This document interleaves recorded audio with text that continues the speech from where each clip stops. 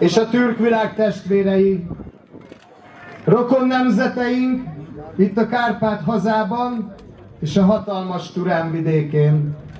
Isten hozott mindenkit. Komárom-Esztergom megye. A mongol nemzet Visszatérő motivumát. Elsőként Mó esetében a szemek szivárványhártyája pigmentált, így kék színt mutat.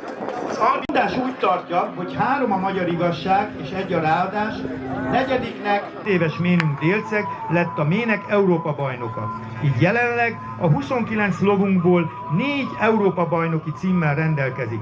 Ezzel Európa legeredményesebb ahaltenyészetének mondhatjuk magunkat. Aslan da kullanma, Rafa Tengel.